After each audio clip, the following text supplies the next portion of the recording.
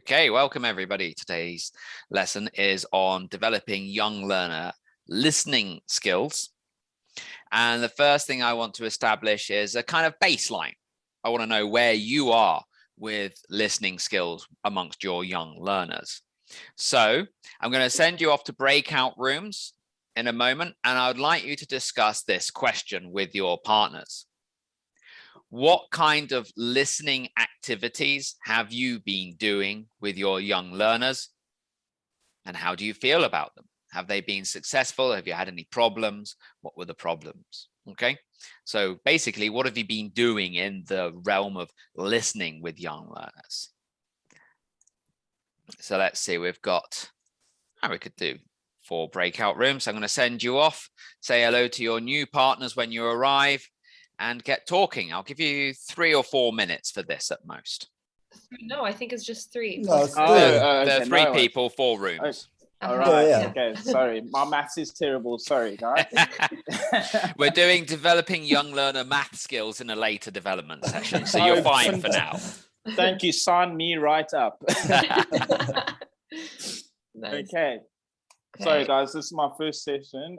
My name's Sampiu, and I'm just a quick brief about me. I'm from Cape Town, and I've recently just moved to Wauchope. So it's been quite a culture shock, but it's also been really great. Where did you? Hey, nice to meet you. Cape Town, South Africa. Where did you move to? I didn't hear. Wauchope. Wrocław. Wauchope. No, not Wrocław. Wauchope. Slight difference, I think, Simpiwe, isn't there? Yeah. It's a big difference. I think I'm in the sticks, if I can say. Yes, definitely. About an hour and a half away from Warsaw, but really great. Oh, okay. Yeah. Wauchope. Yes. Different place. I've heard some good things about the school there, so I think you're in good hands. No, I am. I feel. How about the listening? Have you had the chance to teach many lessons there? Have you done any listening activities with young learners? Yes. So I've been for about a month and about 7 days, so 1 month and a week. So I've done videos where I've had my students watch a video and try and extract information from those videos and answer the questions down. As well as we've done some audio listening where obviously I'll play a recording and they kind of have to maybe recite what has been said in the recording itself. And those are the 2 I've actually kind of gone with, as well as maybe I've also kind of read off the text and asked them for certain questions. I've asked them certain questions to see if they understand or can hear me. It is a bit difficult with younger learners, as you have to speak very slowly and try and simplify every single thing, especially if they're beginning. Interesting. Okay. Regina, does that kind of match any of the experiences you've had? For me, yes, also slow learners, slow talking to learners, but my problem is actually telling them that we're going to have to listen now because they're very loud, they're pretty naughty. So when I do play a recording, the first time they miss a lot of it because they're still talking, but once they realize, hey, they have to be answering questions, I replay the recording again. In exercises where there is some kind of reading and the other people have to listen, I do as much as possible make them read because I'm trying to save my voice on all of the possible exercises. And plus, they're really excited about reading if they can do that. Yeah, that's what I would say. But my number 1 problem is telling them, hey, now we're listening, because some of the students I feel like I have to compete for their attention, and they don't always realize that this is a listening task until they start hearing a recording and they're like, oh, what is that? Even though I told them we're listening right now, but that's how it is from my side. Yeah. Zachary? Yeah, so at my school, there's a pretty strict syllabus, and there's course books for every class, and all the classes have CDs. So we do listening exercises off the CDs. Especially with the younger learners, though, I think a lot of the follow-up activities to check that they've understood the listening tend to be just true or false exercises. And at that point, I have a hard time gauging whether anyone actually understands or whether they're just coin flipping, true, false. So you end up getting most of them right anyway, or half, right, on average. So yeah, I find it difficult as well to gauge how effective it is or how much they're taking in. Yeah, absolutely. Okay, so I'd like you to discuss that for a moment then, this difficulty of gauging the success of listening. I'm just going to go and check on one of the other breakout rooms, and then I'll bring everybody back to the main meeting in a moment. Yeah. Like, I don't know what anything happened. Hello. Hello. Chris, you missed most of it, man. You're almost done. Yeah. That's the way it goes with these breakout rooms sometimes. Yeah. Yeah. We For were some reason, I've only got a white screen going on. It's like there's something not Nothing quite wrong right with with. That's Hmm. fun. mm, Oh, there we go. Seems to be working now. So what would you say is the kind of joint experience, the thing that you've all had between you? I don't know about joint. we were kind of more talking about how when you have groups who don't speak any English or very little, having story like pictures to go along with your listening can really, really help, because Mhm. that was a problem that got brought up. And I mentioned my textbook comes with giant cards like this big with pictures on them Hmm. that tell it comes with story lessons, but you could do it with a video or other types of listening. Yeah. Yeah, Chris, like I was saying, is I've got the first graders, you know, 3 classes, A, B, and C, and A and B are pretty. The English is pretty good. So what I generally do is I'll look at the topic and then ask them, you know, some personal experiences with it. For example, if the story is about helping each other, Hmm. ask them stuff like that, and then I get them to look at the pictures, and then predict on what's happening, and then I Yeah. write it on the board, and then get them to listen, and then see if their predictions were correct. But the issue that I have is the C class. Their English is very, very beginner still. So for them to get them to do talk about experiences and even give me the answers for their predictions is a bit difficult. So Yeah. No, that's a very common problem. Mhm. Okay, well, we ought to talk about that in the main room in a moment then. So I'll close the breakout rooms and we'll come back to some of the issues you've raised because they are very common. There are things that we can do about them though. Okay. Had a very interesting class on Thursday in the evening. It was an online class with teenagers like 14, 15, 16 years old. None of them had their cameras on because they claimed they had connection problems.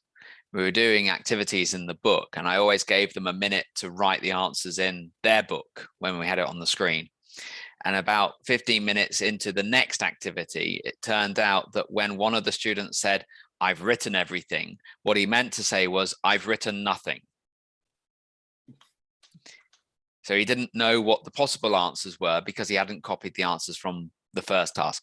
And you know, there's no way to handle that situation because you can't see them. You can't say, "Show me your book" at the end of each task because there's no camera on. It's very frustrating. There's not much you can do to get around it either. It's just one of those problems you have to live with. You have to trust your students, and that's never easy. But So, Chris, can't you enforce that they have to turn their camera on? No, it would be illegal for me to enforce that because most of the students who join from home are in their bedroom. And Polish law protects your privacy. They have what they call RODO regulations, which is like the GDPR, not the East Germans. I mean, like the Data Protection Act. So you can't say to somebody, "Turn on your camera, I want you to," because that means that you as a teacher are trying to have access to their privileged space. They can simply say no. They often don't. They simply say, "Oh, my camera doesn't work," or "My connection's bad." But I have had it a few times where a student said, "No, Rodo," and they just don't turn it on. So it's unenforceable. You can't tell them that they have to. Jeez, okay. I better not tell my students that. Well, yeah, it is quite useful to know this in terms of the legal side of things.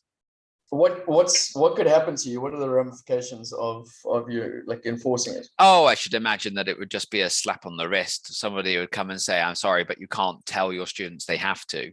Okay. So I might get a complaint, and I don't really like it if a student gets their parents to call and complain about me. You know, it's bad for my ego. Could you like make them send you pictures of the course book through the lesson maybe? Or is That would be a good idea. I could certainly ask them to turn on the camera whilst the book is held in front of them, but I'm sure that they would figure out a way to make the image as blurred as possible so that I wouldn't be able to see anyway. I mean, at the end of the day, you've got to trust your students, haven't you? And some students just prove to be, I'm not going to say untrustworthy. I'm just not going to say anything else. Now, when it comes to listening, you raised some very interesting points. There were some classroom management issues, such as being able to get everybody's attention for the listening before you start. And I think that it is essential that everybody has their attention focused and ready. They're ready to do the task before you start the listening. One of the solutions that I heard to this in one of the breakout rooms was the idea of using pictures to lead into the listening. So the listening itself is one stage that has its pre-activity as well as post. The pre would be generating interest and also a prediction task. So suddenly going quiet, you don't say anything, you hold up a picture to show the students. Their attention is drawn by the colorful picture. They want to know what's going on. What does the picture show? Talk to each other. What does the picture show? And that will kind of remind them of the language they're likely to encounter in the listening. So if we'll see an example in a minute, if the picture shows some birds in different places outside, the lower level younger learners will be able to at least pick out the nouns for like tree, grass, water, picnic, something like that, so that they are ready to receive that language when they hear it in the listening. So classroom management can work through prediction exercises. It generates interest and creates a reason to shut up and listen. But the prediction exercises themselves help to make the task a little bit easier to accomplish, because you're getting the students to produce the sort of language that they will then hear in the listening. One of the questions that I heard was, well, what do you do with lower level classes where they just don't get it? They listen, but they still don't get the answers. Well, there's a pretty simple solution to that one as well. Depending on the activity, if it was listening for detail, for example, I like to write all the answers on the board before we do the listening, but I just don't write them with their numbers. So instead of getting them to do the whole task, I get them just to put the question number next to the answer. And it's a good way to give them confidence. And then you can listen again once they've got the answers, so that they can start to try and attach what they've heard to that answer. So there becomes a relationship between the two. So giving students the answers in a listening is a good approach, I think. If they are low level and struggling, just give them the answers, but don't tell them what the answers are for each question. Here are 5 questions, here are 5 answers. Listen and match. Okay, well, let's take a look at some example listening tasks. And for this, I've chosen 3 resources that are all prepared by Cambridge English. So the materials we'll be looking at are copyright Cambridge. I want to mention that up front. They have a series of books for exam preparation. It's the fun series. So they have fun for starters, fun for movers, and fun for flyers. They're pretty good. They're not perfect. And the biggest problem that I have with them, I'll show you the first one. So, oh, which one is, that's the first one. They all come up on as the same on Zoom. So the biggest problem that I have with them is that you can't really zoom in the window. You can click zoom, but you notice that it's zooming into the frame. It's not zooming the app. So then you lose a load of content, which is very annoying, but still, there you go. So this is in the pre-A1 starters. And this is a typical exam listening task. Listen and color the birds. So I'm going to ask for a volunteer. Who would like to listen and color the birds? Who knows how to annotate in Zoom?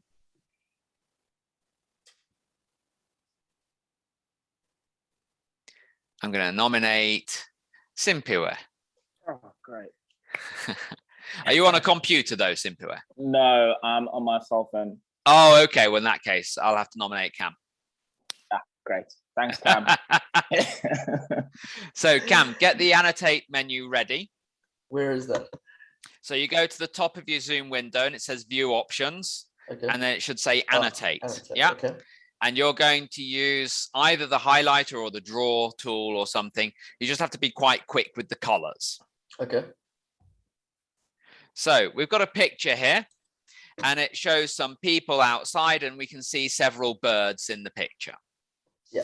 So the prediction task, if we wanted to do one, well, I'm assuming you'd want to, the prediction task would be to get the students to say what they can see in the picture. So we can see a tree. What else can we see? There's a boy, there's mommy, Mm-hmm. there's baby, Mm-hmm. there's a bird, there's a boat, Good. kite.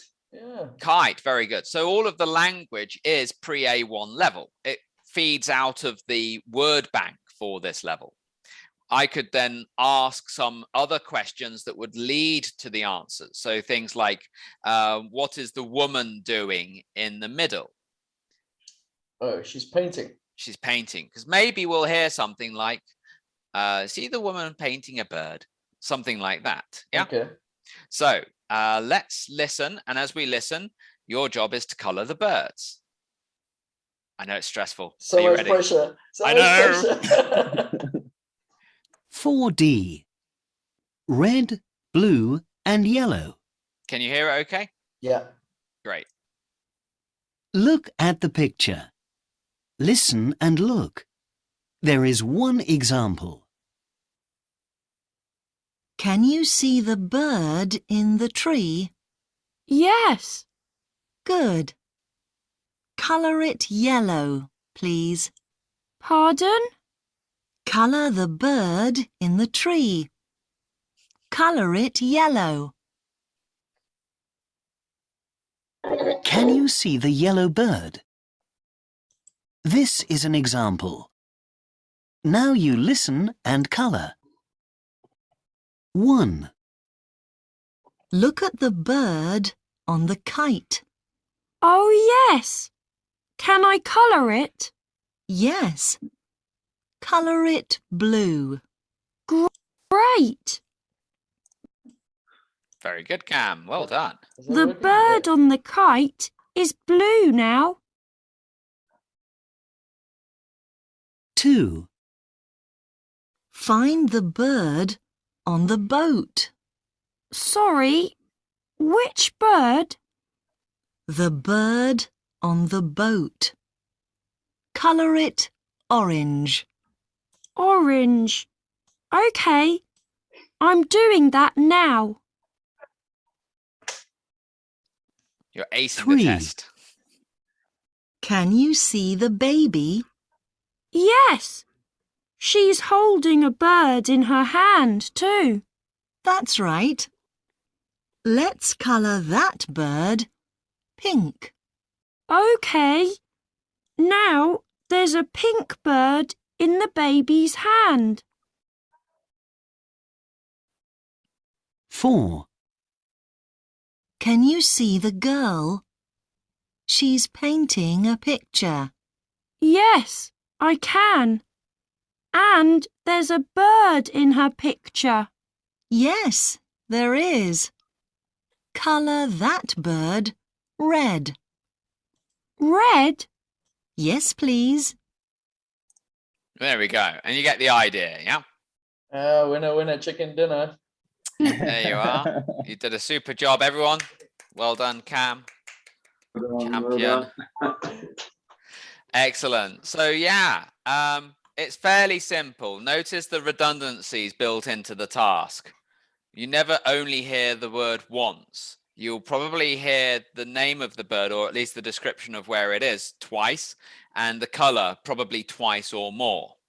And there's even like a confirm. It's now blue, you know, something like that. Notice also the pacing.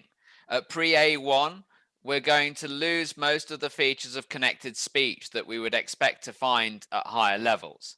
Every word is clearly enunciated, and that's to help the lower level students into the task. Now, for higher level students, after this task is finished, you could do a recap activity.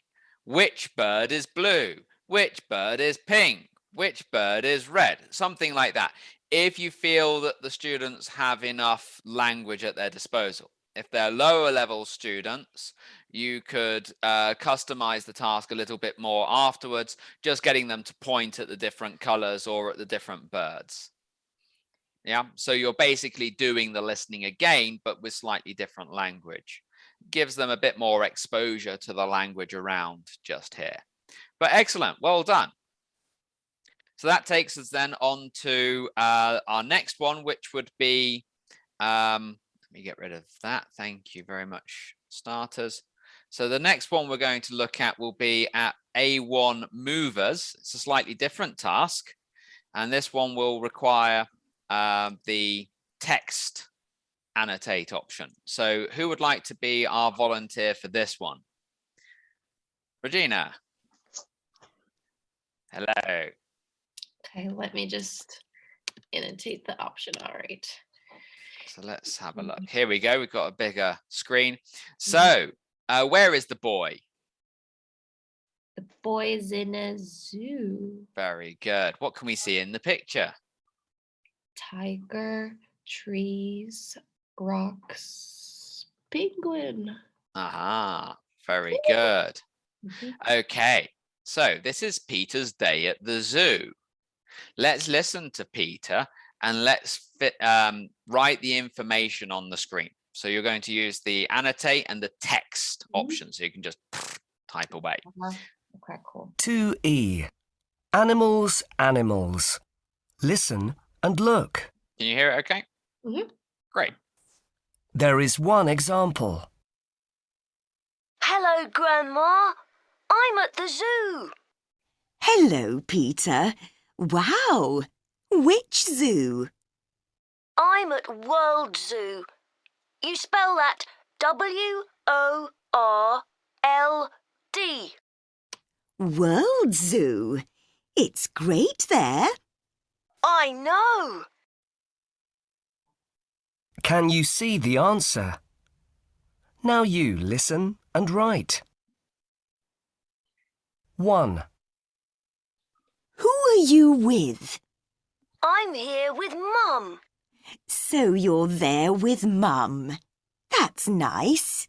Yes, I'm talking to you on her phone. Oh, So who is he with? Wait, do you see it? There we are. I can see Oh. it now, yes. You Oh, have I to click off the Okay, text for it okay. to register on the screen.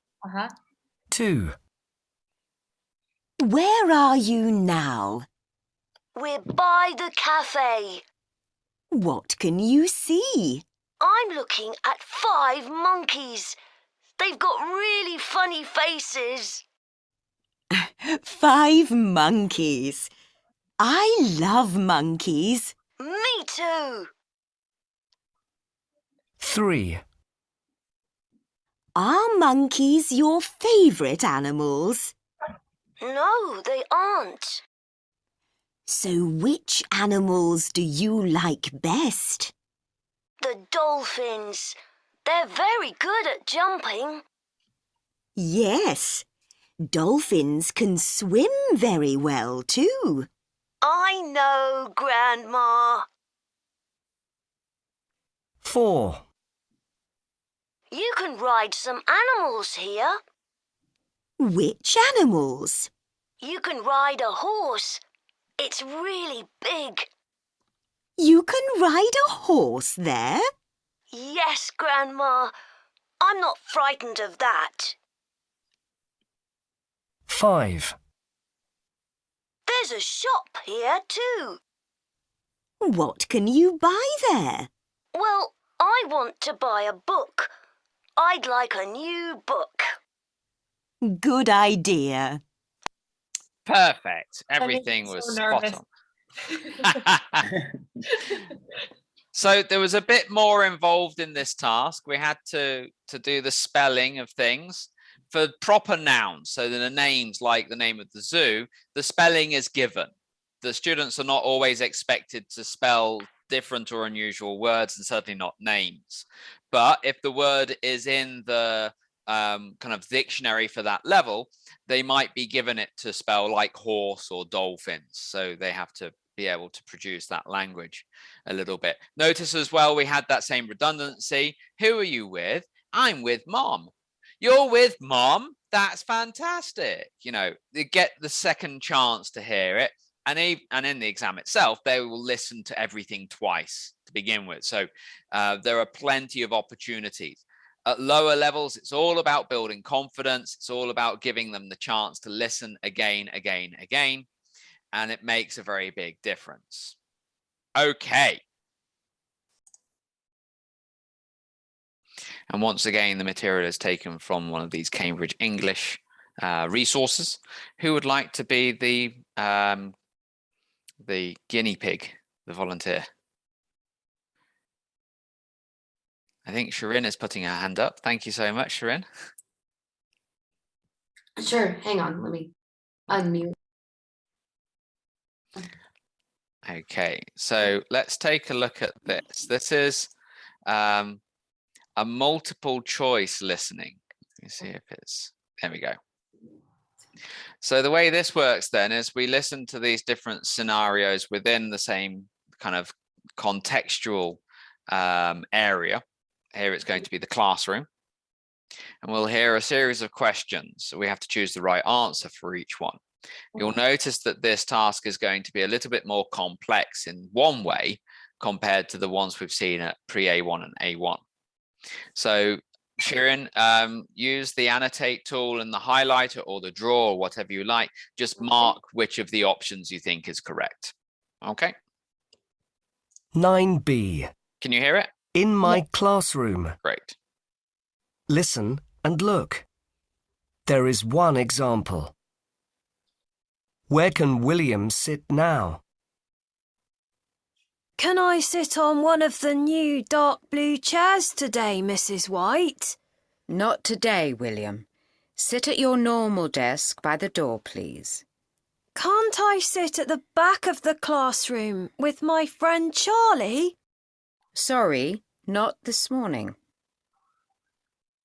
Can you see the tick? Now you listen and tick the box. 1. What is the first lesson today? Are we going to have a sports lesson today, Mrs. White? Not today, William. Your sports teacher is ill. Oh, no. Will we have maths again then? No, you'll have a geography lesson first this morning. Mr. Jones will come and teach you in that class. 2. What should the students take to their art class? What must we bring for our art class tomorrow?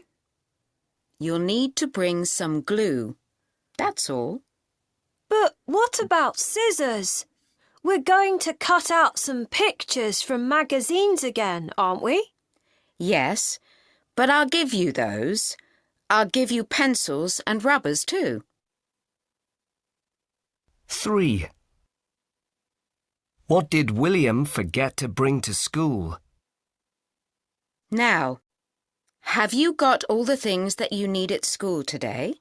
I've got all my books. Well done, William. But you'll need other things too. Well, I've got my new plastic ruler, but... oh no, my glasses aren't here. Oh dear. Well, perhaps your mum can bring them for you. Okay, and we'll stop there. You've got the right idea. Now, what do you notice in terms of the complexity of this task compared to the others? It Shirin. doesn't, it doesn't repeat the the terms as much, and it gives you all the vocabulary. You don't, it's not just it gives you one, you have to listen for what piece of vocabulary it wants, not just like, because it was like, we're not doing sports today, but if somebody wasn't paying attention, they could have just heard the word sports and checked sports. Exactly. Yes. So you really have to draw your students' attention to the kind of discourse markers that are used as well, don't you? The tone of voice and the way that they handle each possibility. You're right. In each set of three, all three are mentioned, but only one of them is the right answer. Students often go for the first thing that they hear because they don't expect that more than one option might be possible. They're just like, oh, I heard that, boom, like you said with the sports thing. I heard sports, boom. There we go. But you did a great job. Very quick question, Lloyd, can you see all the ticks on the screen? I saw the look on your face when the word tick was mentioned. I saw the look on your face. I knew what you were thinking. Dear. It's my best memory from Krakow. It's an inside joke, but I'll let you discuss it with Lloyd sometime. It's very funny. He doesn't like ticks, basically. And I won't let him forget it. Okay, so we've now seen 3 example listening activities that are suitable. They are graded for each level. We've got pre-A1 starters, where we had a picture with birds. Notice there were more than 5 birds in the picture. Some of the birds were not used. So the student can't just eliminate the ones that have and then think, okay, the next one is this one. They still have to pay attention, but they don't have to really do much. They just have to color. The second one, we had the kind of note-taking activity. And the third, we had a kind of multiple choice selection there. So my question for you to discuss in your breakout rooms is this. What can you do to give your students more practice of these kinds of listening, even when you're not doing a listening activity? What can you do so that they are familiar with this kind of task? And what problems do you think students might face when they do these different tasks? Okay, so I'll give you a couple of minutes to discuss that in your breakout room. Is this what? The blue group put back together? Ah, yes. Hi, Chris. Hi. So, Sorry. what do you reckon? I know. Yeah. Yes, sir. Oh, sorry. For me, the issues definitely that I had experience with my students with listening was that the first time they didn't get it, so I had to play the listening activity like maybe 2 and 3 times for them. Yeah, especially when they had to like listen carefully for important information. Yeah.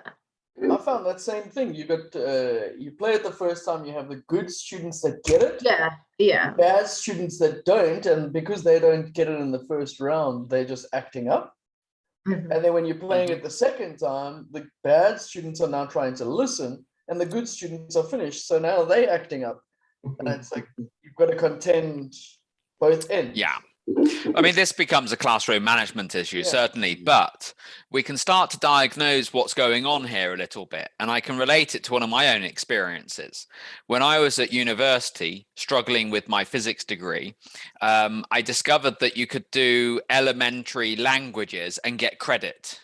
So, of course, I took on Spanish because I was like, hey, you know, I can pass the year with this. Forget about quantum mechanics.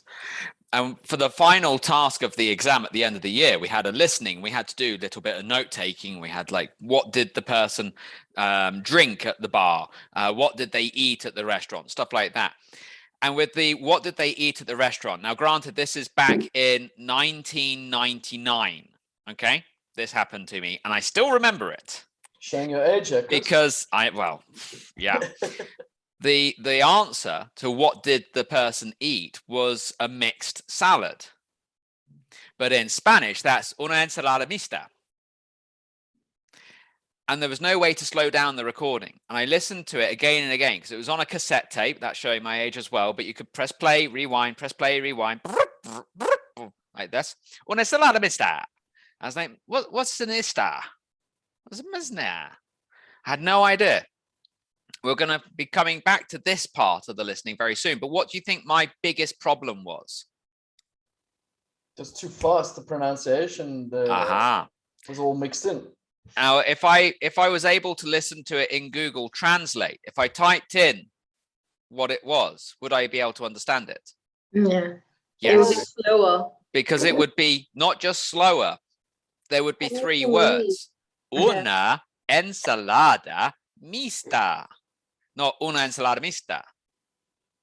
We'll be looking at this very soon. This is going to be what we concentrate on for the last part of this session. And it's this idea that when we do a listening activity, one of the reasons students struggle is that they are used to discrete elements in a text. Word, word, word. Don't always see the same sort of thing happen when we hear speech naturally produced. One of the things that I really like is with the coloring in task. Because I was so good at it. It was mostly that. It was mostly that, although you didn't keep within the lines very well. But aside from that, yes, one of the reasons that I like this task is that generally in our lessons, especially with young learners, I do a lot of work with both the course book, which is glossy and colorful. That's great. It's fine. You can ask them lots of questions.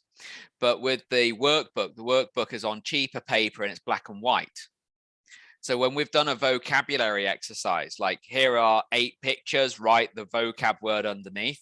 You always have those fast finishers that are done within 30 seconds. I get them together and I say, okay, picture dictation. The first person says, oh, what color is the hat? The other one says, oh, the hat is red. Then they both color it red. That's listening practice as well as speaking and everything else, because they're listening to each other.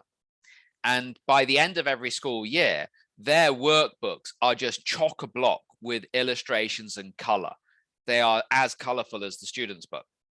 A lot of parents hate me because a lot of parents like to take the books off the kids at the end of the year and white out all of the answers so that the sibling can use it or they can sell it on Allegro. They can't do that when every picture's colored in. But, you know, it benefits the student, so I don't really care. Yeah. Just one thing that I've tried that works really well with listening is actually in the self-P course. Before you play the recording, you ask the students to listen for specific words, like how many times do you hear the word big? Mm-hmm. And then I don't know why, but for some reason that really makes it interesting for them and they actually listen. Yeah. And then they have to. Why do you think it works?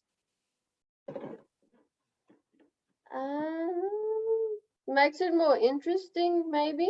I don't think it's that it makes it more interesting, because it's not that interesting. They're more focused. They are more focused, but yeah. that you're giving them a task that they know they can do. If they've got like, what's the missing word, they might not be able to do it, and they might not be able to do all of them. So that takes that has a hit on their confidence. Whereas with this, all they're doing is counting how many times they hear something. Yeah. It would get very interesting if you ask them, how many times do you hear the word the? Yeah. Because it doesn't always sound the same. Yeah. But I like it. I like it. You're making the task a bit more approachable. They are then more familiar with the listening text, and then they can approach the task that you really want them to do with a great chance of success. It's a nice idea. Yeah.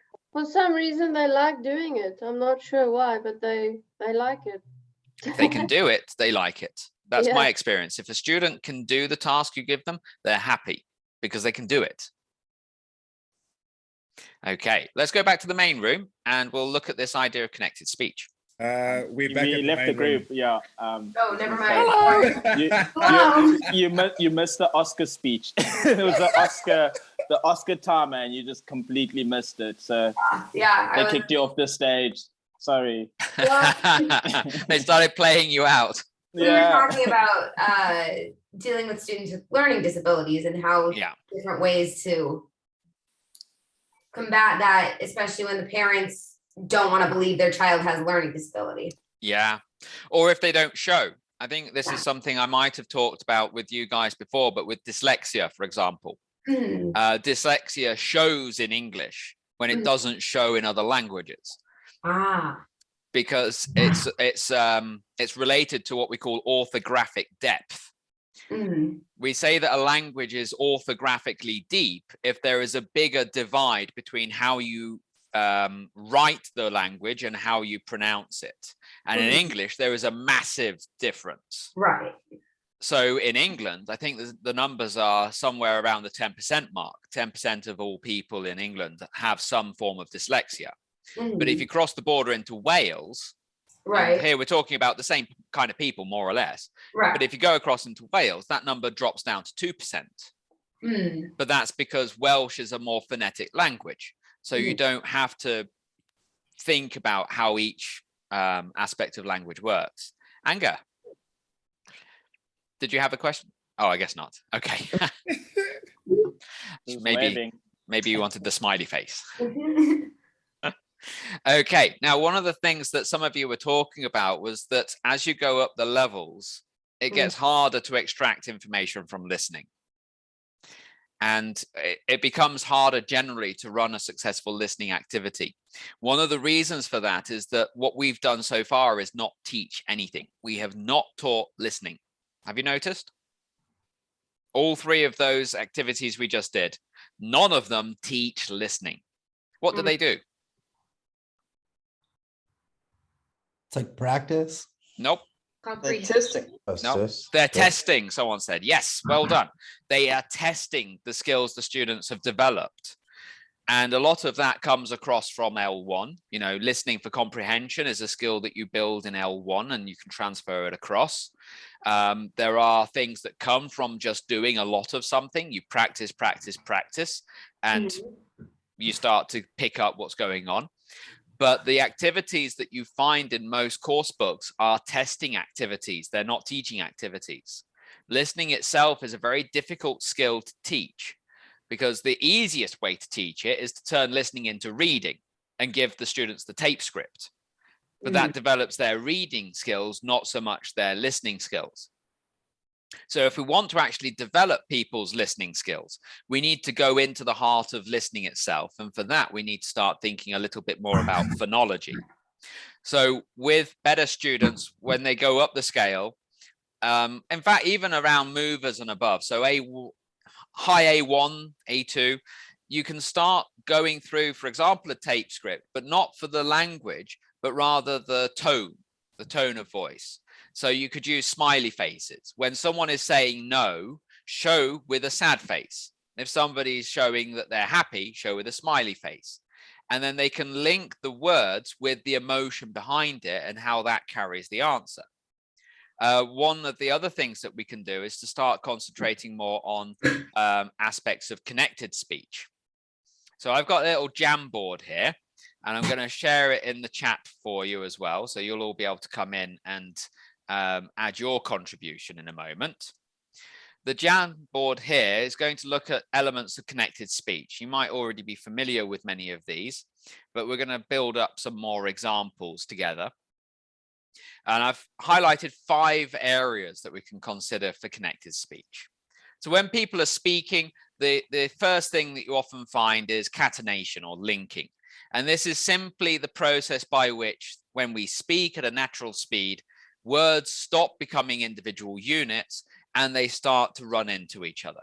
So we don't say, I want this orange. We say, this orange, all one unit.